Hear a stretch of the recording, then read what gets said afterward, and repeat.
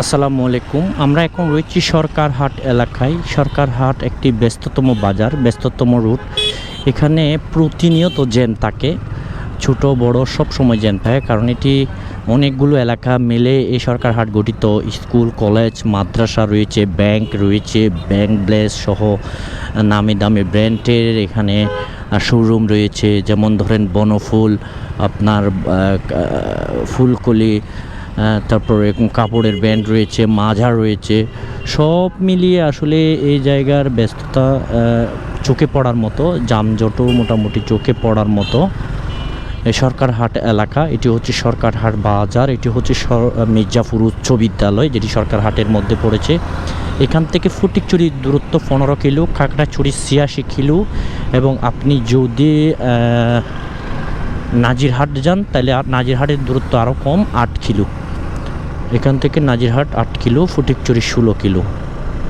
সরকারহাট এলাকাটাও নামে বেনামে বিখ্যাত, বিখ্যাত মানুষজন রয়েছে এলাকায়।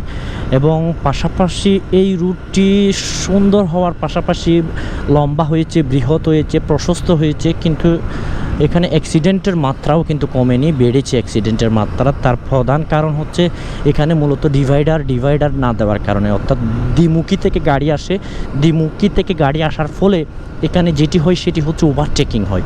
হুরুস্থুল ওভারটেকিংয়ের কারণে এরকম ছোট বড় দুর্ঘটনা হয়। আল্লাহ তাআলা আমাদেরকে এরকম দুর্ঘটনা থেকে মুক্ত রাখুক। এই জায়গাটি আরও গুরুত্বপূর্ণ। এই জায়গায় প্রতিনিয়ত মানুষজন দুর্ঘটনা কবলিত হয়। এটি হচ্ছে সরকারহাটের আগের, এখানে কোনো যানজট থাকে না, সেজন্য মোটামুটি স্পিডে চালায় গাড়ি।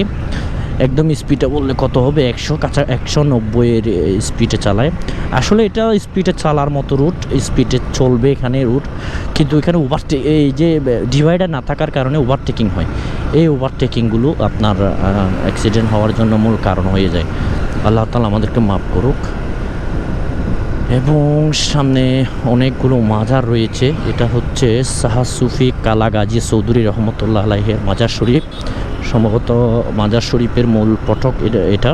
এবং ভিতরে আরও রয়েছে।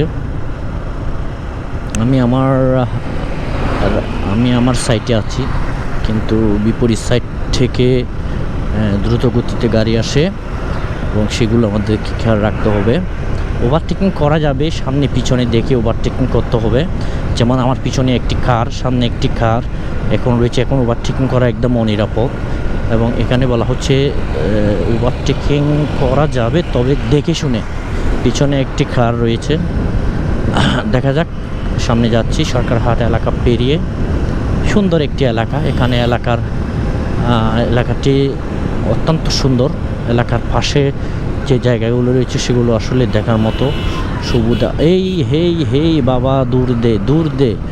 এই যে আমার পিছনে যে কারটি রয়েছে সেটি আমাকে ওভারটেকিং করেছে, আমাকে ওভারটেকিং করার জন্য সিগন্যাল দিচ্ছে। আমিও সতর্ক ছিলাম এবং সতর্কতার সহিত ওনাকে স্লোলি আমি সাইড দিয়ে দিয়েছি, কিন্তু সামনে যাত্রী ছিল, উনি দূরে পার হয়ে গেছে। একটু অপেক্ষা করলে হয়তো জীবনের যেটা মূল্য